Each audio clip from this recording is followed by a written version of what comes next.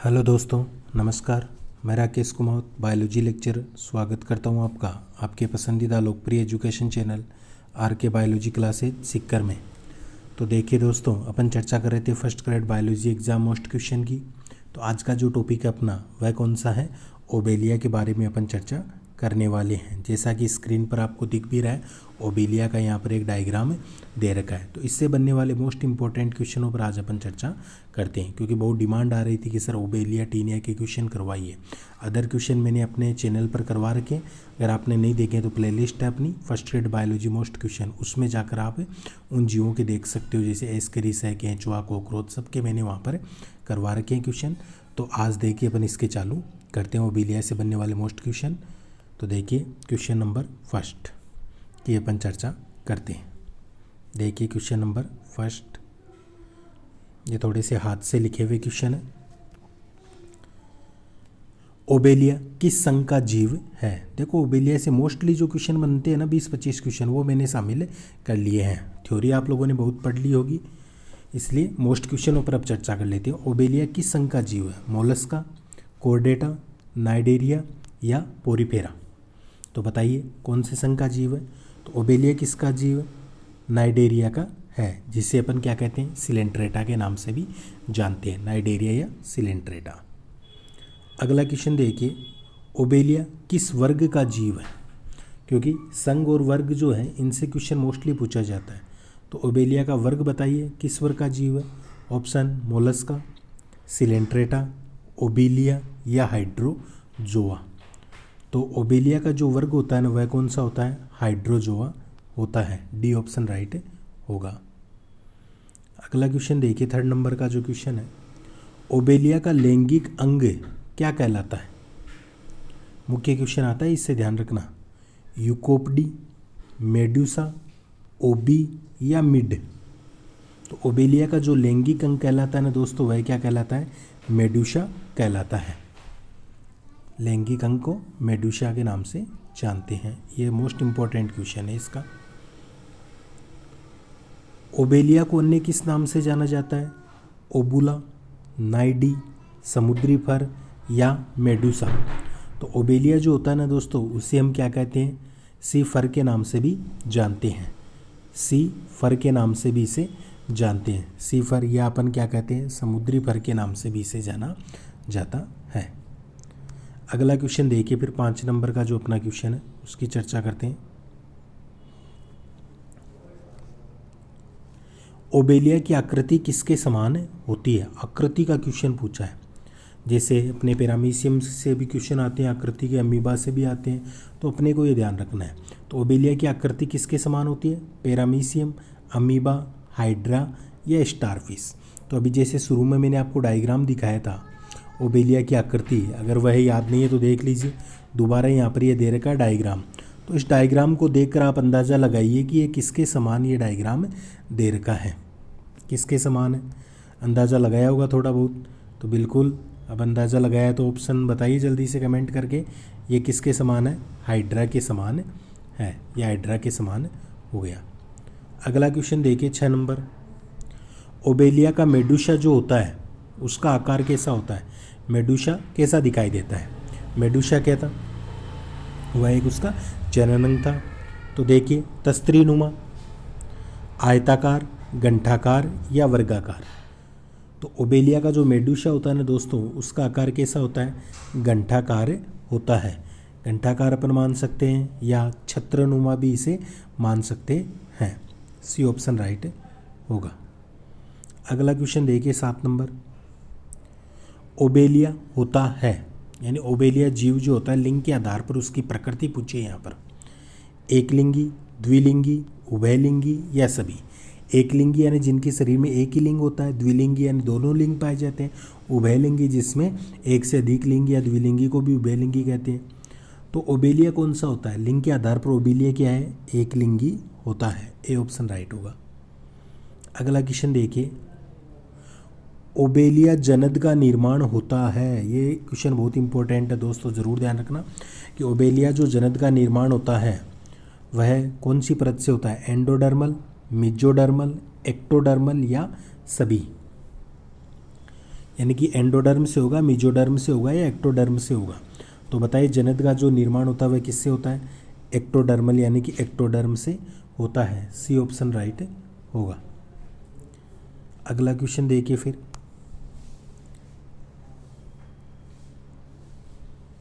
9 number का जो अपना क्वेश्चन है, ये थोड़े से हाथ से लिखे हुए हैं तो हो सकता है थोड़ा दिखाई न दे, लेकिन मैं साथ साथ में बोल रहा हूँ। ओबेलिया में जो निषेचन होता है वह कैसे होता है? बाह्य निषेचन, आंतरिक निषेचन, दोनों या कोई नहीं। तो ओबेलिया में जो निषेचन की प्रक्रिया होती है वह कैसे होती है? देखो, बाह्य निषेचन जब होता है तो ओबेलिया के द्वारा जो अपन मान सकते हैं कि जो भी युग्मक वगैरह होते हैं उन्हें जल में त्यागा जाता है। और आंतरिक निषेचन तो शरीर के अंदर ही संपन्न होता है। दोनों क्रियाएं होती है, इसलिए सी ऑप्शन राइट होगा, दोनों। अगला देखिए 10 नंबर का, ओबेलिया में गेमिट्स का निर्माण करती है। गेमिट्स यानी युग्मक जो होते हैं उनका निर्माण करती है। तो कौन करती है? ऑप्शन ए इंटरस्टिशियल कोशिकाएं, मिडिस्टिशियल कोशिकाएं, इंटरमिडिस्टिशियल कोशिकाएं या सभी। तो गेमिट्स निर्माण के लिए जो उत्तरदायी जो सेल्स होती है वह कौन सी होती है? इंटरस्टिशियल कोशिकाएं होती है। फर्स्ट ऑप्शन राइट होगा। अगला क्वेश्चन देखिए 11 नंबर का जो क्वेश्चन है, ओबेलिया में जो जनन होता है कौन सा जनन पाया जाता है? लैंगिक जनन, अलैंगिक जनन, दोनों या कोई नहीं। तो बताइए ओबेलिया में जनन कौन सा पाया जाता है? तो देखिए यहाँ पर लैंगिक जनन जिसमें युग्मक भाग लेते हैं, अलैंगिक जनन जिसमें नर तथा मादा युग्मक दोनों भाग नहीं लेते हैं।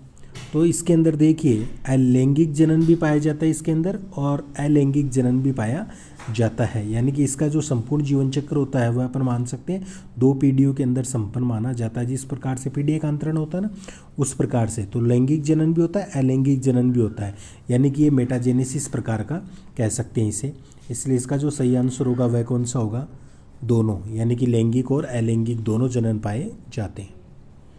अगला क्वेश्चन देखिए, ओबेलिया के जीवन चक्र को वर्णित करने के लिए सर्वाधिक उपयुक्त शब्द कौन सा है?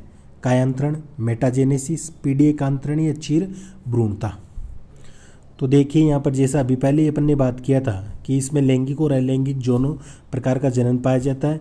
यानी कि पीढ़ी 2 पीढ़ियों के अंदर संपन्न होने वाली प्रक्रिया मानी गई है। इसलिए दोनों जनन जब उपस्थित होती है तो वह क्रिया मेटाजेनेसिस के नाम से जानी जाती है। इसलिए सामान्य भाषा में अपन कहेंगे कि ओबेलिया के जीवन चक्र को वर्णित करने के लिए जो उपयुक्त शब्द होता है वह क्या होता है? मेटाजेनेसिस। पीढ़ी एकांतरण तो सामान्य तौर पर क्या होता है कि पादपों की विशेषता मानी जाती है, लेकिन अपन यहाँ पर यह क्या है, एक जीव है, इसलिए मेटाजेनेसिस इसके लिए उपयुक्त माना जाएगा। अब कई कह सकते हैं सर पीढ़ी एकांतरण भी तो पाया जाता है, लेकिन मुख्य विशेषता पीढ़ी एकांतरण पादप की मानी जाती है। इसके लिए अगर जो कोई मोस्टली इंपॉर्टेंट वर्ड है वह कौन सा होगा? मेटाजेनेसिस होगा। फिर अगला देखिए 13 नंबर का जो अपना क्वेश्चन है, निम्न में से सत्य कथन को पहचानना है भाई अपने को। ऑप्शन फर्स्ट है ओबेलिया संघ निडेरिया का सदस्य है।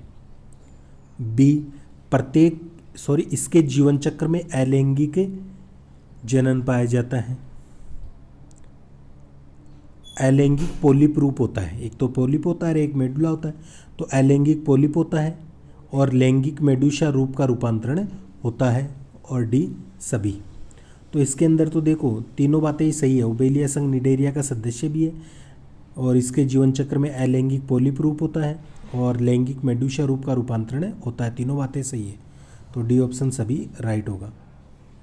अगला देखिए फिर 14 नंबर का जो क्वेश्चन है, ओबेलिया का मेडुसा जो होता है वह कैसा होता है? उसकी प्रकृति बतानी है। शाकाहारी, मांसाहारी, मलभोजी या सर्वाहारी। तो ओबेलिया मेडुसा जो होता है उसकी प्रकृति अपन यहाँ पर बताएंगे तो वह क्या होता है भाई?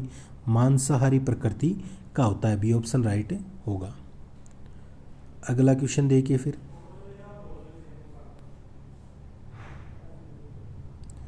15 नंबर, ओबेलिया में कितने प्रकार के जॉइड्स पाए जाते हैं? 2, 4, 3 या 5। तो ओबेलिया में जो जॉइड्स पाए जाते हैं ना वह कितने प्रकार के होते हैं? बिल्कुल सही, 3 प्रकार के अपन मानते हैं कि जॉइड्स पाए जाते हैं। अगला क्वेश्चन देखिए 16 नंबर, निम्नलिखित में से ओबेलिया जॉइड्स का प्रकार कैसा होता है? तो ऑप्शन फर्स्ट हाइड्रेंथ, बी ब्लास्टोस्टाइल, सी मेडुसा और डी ऑल। तो ओबेलिया जोइड्स का जो प्रकार होता है वह कैसा होता है? तीनों प्रकार सही है। हाइड्रेंथ भी होता है, ब्लास्टोस्टाइल भी होता है और मेडुसा भी होता है। डी ऑप्शन राइट होगा। अगला क्वेश्चन देखिए फिर 5 नंबर का जो अपना क्वेश्चन है उसकी चर्चा करते हैं। 5 नंबर की पीडीएफ है, क्वेश्चन नंबर है 17। ओबेलिया में विखंडन से कितनी कोशिकाओं का निर्माण होता है या कितनी कोशिकाएं बनती है? 3, 2, 5 या 4? तो ओबेलिया में विखंडन से जो सेल्स बनती है उनकी संख्या कितनी होती है भाई? कितनी कोशिकाएं बनती है? तो 4 कोशिकाओं का यहाँ पर क्या होता है? निर्माण होता है। डी ऑप्शन राइट होगा।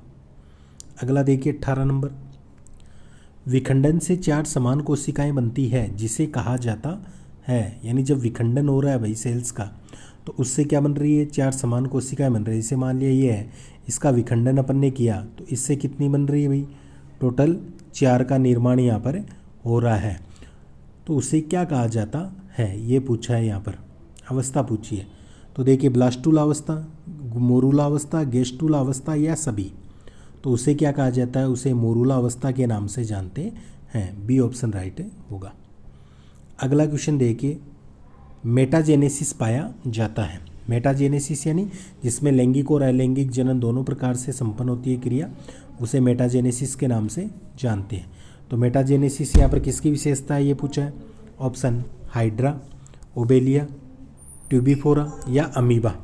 तो मेटाजेनेसिस स्पेसिफिक कैरेक्टर किसका माना गया है? ओबेलिया का माना गया। और अपन यहाँ पर पढ़ भी ओबेलिया के बारे में रहे, इसलिए ओबियसली अपन देखेंगे तो यह आंसर क्या होगा? ओबेलिया। बी ऑप्शन राइट होगा। दोस्तों अगर वीडियो पसंद आ रहा है तो क्या करना है? लाइक करना है और थोड़ा सा शेयर कर दिया करो ताकि सभी के पास वीडियो पहुँच सके। तो देखिए अगला क्वेश्चन चर्चा करते हैं। मेटाजेनेसिस किस वर्ग के जंतुओं में देखने को मिलती है? मेटाजेनेसिस का क्वेश्चन मोस्टली पूछा जाएगा, या तो कि ये इस वर्ग की मुख्य विशेषता क्या है, मेटाजेनेसिस है, मेटाजेनेसिस किस वर्ग की विशेषता है, या उसे ओबेलिया में कौन सी क्रिया। तो ऐसे घुमाकर कैसे भी क्वेश्चन पूछा जा सकता है मेटाजेनेसिस का। तो मेटाजेनेसिस किस वर्ग के जंतुओं में देखने को मिलती है? हाइड्रोजोआ, स्काइफोजोआ, एंथोजोआ या सभी में? तो ये किस में देखने को मिलती है? हाइड्रोजोआ। वर्ग पूछा है यहाँ पर, तो ओबेलिया का वर्ग क्या होता है? हाइड्रोजोआ होता है। ए ऑप्शन राइट होगा। अगला देखिए फिर 21 नंबर का क्वेश्चन अपने को बताना है। स्टेटोसिस्ट पाई जाती है, किस में पाई जाती है? Option first earthworm, second cockroach, third Obelia और 4 अमीबा। तो स्टेटोसिस्ट पाई जाती है, किस में पाई जाती है जल्दी से बताइए। तो ओबियसली अपन ओबेलिया की बात कर रहे हैं तो ओबेलिया में ही पाई जाती है। सी ऑप्शन राइट होगा। अगला क्वेश्चन देखिए 22 नंबर। पोलीमोर्फिक यानी कि बहुरूपी प्राणी है। हाइड्रा, ट्यूबिपोरा, मेट्रिडियम या हाइड्रेक्टेनिया। तो पोलीमोर्फिक या बहुरूपी किस में पाई जाती है? तो ये पाई जाती है हाइड्रेक्टेनिया में पाई जाती है। डी ऑप्शन राइट होगा। अगला क्वेश्चन देखिए 23 नंबर। ओबेलिया के पोषकग्राही जीवक या जूइड्स को क्या कहते हैं? ब्लास्टोस्टिल, मेडुसी, गोनांगिया या पोलिप। तो बताइए इसे क्या कहा जाता है? इसे कहा जाता है पोलिप के नाम से जानते हैं। डी ऑप्शन राइट होगा। अगला देखिए 24 नंबर। स्टेटोसिस्ट अंग का कार्य है।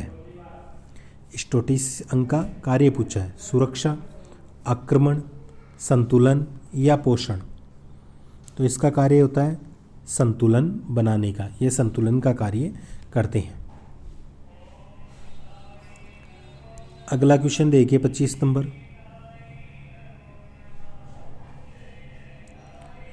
ओबेलिया की संवेदी जो कोशिका है, ओबेलिया की संवेदी कोशिका बतानी है अपने को। तो पिनेकोसाइट, कोएनोसाइट, कोलेनसाइट और लिंथोसाइट। तो बताइए कौन सा सही होगा? तो ओबेलिया की संवेदी कोशिका है लिम्फोसाइट, डी ऑप्शन राइट होगा। अगला क्वेश्चन देखिए, पेल्युला लार्वा किसके जीवन चक्र में बनता है? हाइड्रा, ओबेलिया, कोम्ब जेली और अमीबा। तो यह बनता है ओबेलिया। लार्वा जो है किसके जीवन चक्र में बनता है? ओबेलिया के जीवन चक्र में बनता है।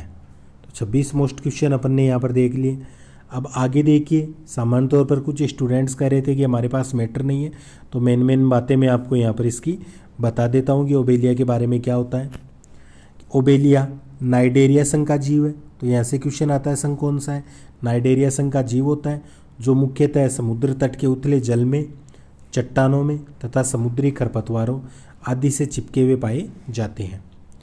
यह जीव कॉलोनियल हाइड्रोइड होते हैं, यानी कि समूह में रहने वाले होते हैं क्योंकि ये कॉलोनी में रहते हैं, तथा कुछ कुछ हाइड्रा जैसे भी दिखाई देते हैं। इनसे जुड़े अन्य तत्वों के बारे में भी हम नीचे जानेंगे। अब देखिए नीचे क्या दे रखा है, क्लासिफिकेशन दे रखा है, ये भी अपने को पता होना चाहिए। क्लासिफिकेशन में सबसे पहले तो जो फाइलम है इसका, वह क्या है? नाइडेरिया है, इसे सिलेंट्रेटा भी कहते हैं। वर्ग कौन सा है? हाइड्रोजोआ है, ये भी याद रखना है। गण हाइड्रोइडा है। उपगण लेप्टोमेडुसे इसका उपगण माना गया, और श्रेणी जो है वह कौन सी है? ओबेलिया है। इन बातों का अपने को विशेष रूप से ध्यान में रखना है। ये डायग्राम है जो शुरू में भी मैंने आपको बताया था, और कलर डायग्राम भी आपको मैंने शुरू में दिखाया था। अब देखिए मेन बातें जो अपने को इसके लक्षण मुख्य मोस्टली जो याद रखने वह कौन कौन से हैं वो ध्यान रखिए थोड़ा सा। जैसे ओबेलिया क्या है? एक कॉलोनियल हाइड्रोइड है, अर्थात ये कॉलोनी में रहता है, ये बात अपने को पता होनी चाहिए। इसके बाद में आगे अपने को क्या ध्यान में रखना है कि यह छोटे समुद्री खरपतवार तंतु के रूप में एक ट्रिमोर्फिक कॉलोनी है जिसकी ऊंचाई कई सेंटीमीटर तक होती है। ये तंतु हॉरिजॉन्टल एंड वर्टिकल हो सकते हैं, ये बात ध्यान रखनी है। आगे देखिए कि इसकी कॉलोनी में एक बेसल हॉरिजॉन्टल पोर्टियन होता है जिसे हाइड्रोरोजिया कहते हैं, जो सबस्ट्रेट से जुड़ा होता है, और इससे कई ऊर्ध्वाधर शाखाएं निकलती है जिन्हें हाइड्रोर्जिया के नाम से, तो हाइड्रोर्जिया से उत्पन्न होने वाली हाइड्रोकोली के रूप में जाना जाता है। ये बात मुख्य रूप से ध्यान रखनी है। इसके बाद में चौथा मेन कैरेक्टर क्या है कि इसका हाइड्रोर्जिया और हाइड्रोकोल एक प्रकार के काइटिन युक्त पेरिक्सार्क से ढका रहता है जो अंदर के नरम कोइनोसार्क को घेर लेता है। ये बात भी ध्यान रखनी है मुख्य रूप से। 5 नंबर, ओबेलिया की कॉलोनी ट्राइमोर्फिक होती है जिसमें 3 प्रकार के जॉइंट्स पाए जाते हैं, हाइड्रेंथ, ब्लास्टोस्टाइल और मेडुसा। ये 3 प्रकार के मुख्य रूप से पाए जाते हैं जॉइंट्स इसमें, ये बात भी अपने को ध्यान रखनी है। इसके बाद में देखिए कि हाइड्रेंथ या पोलिप का शरीर कैसा होता है? बेलनाकार होता है, जो हाइड्रोकेयुलस की एक्सिस से अपने प्रोक्सिमल एंड के द्वारा जुड़ा हुआ रहता है। इसका बाहर का सिरा मुक्त होता है और हाइपोस्टोम नेमेटोसिस्ट के साथ प्रदान किए गई कई ठोस टेंटा सेल से घिरा रहता है। यह कॉलोनी का पोषक जॉइंट्स होता है।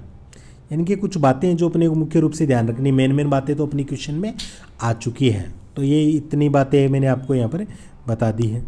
अब इसके बाद में भी देख लीजिए, थोड़ी 2-4 बातें और मोस्ट देख लेते हैं इसके बारे में कि इसका जो ब्लास्टोस्टाइल या रिप्रोडक्टिव जॉइंट्स क्लब शेप्ड होता है जिसमें मुंह तथा टेंटाक्लेक्स अनुपस्थित होते हैं। ये एक आवरण के द्वारा घिरा रहता है जिसे अपन क्या कहते हैं? गोनोटिका के नाम से जानते हैं। यह बड्स को जन्म देता है जो बाद में चपटी हो जाती है तथा छोटी मेडुसी के रूप में विकसित हो जाती है। इन्हें एक बार पढ़ लीजिए। यह मेडुसा एक घंटी के आकार की होती है जिसमें उत्तल व अवतल किनारे होते हैं। इसमें किनारे पर टेंटाक्लेज, 4 radial canals, 1 ring canal, radial canals पर 4 गोनाड्स तथा अवतल किनारे पर लटके हुए सेंट्रल मेन्यूब्रियम उपस्थित होते हैं। ये बात भी अपने को मुख्य रूप से ध्यान में रखनी है। 9, ओबेलिया के जीवन का इतिहास अपनी पीढ़ी के कई परिवर्तनों को प्रदर्शित करता है। ओबेलिया कॉलोनी में रहने वाला होता है। समुद्री गतिहीन हाइड्रोजन जूफाइट जो उथले जल में चट्टानों तथा समुद्री खरपतवारों से जुड़ा हुआ भी पाया जाता है। इसके अलावा जो ओबेलिया होता है आर्कटिक क्षेत्र से मेक्सिको की खाड़ी और प्रशांत तट और दक्षिणी कैलिफोर्निया से ओरेगन तक पाया जाता है। ये मेन बातें थोड़ी सी है जो अपने को ध्यान में रखनी है। ये ओबेलिया का डायग्राम है जिसमें मुख्य रूप से ये हाइड्रो कल्कस होते हैं, हाइड्रो कोलकस के नाम से इन्हें अपन जानते हैं, जो यहाँ नीचे की तरफ पाए जाते हैं। इनका अपने को ध्यान में रखना है। इसके अलावा फिर जो मुख्य जो चीज़ है ये होता है इसका मेडूसा बर्ड्स होते हैं जो जनन के रूप में भाग लेने का कार्य करते हैं। ये यहाँ पर गोनोफोर, गोनोथिका, ब्लास्टोसिल, ब्लास्टोस्टाइल इनका अपने को ध्यान में रखना है। ऊपर की तरफ टेंटाक्लेस पाए जाते हैं।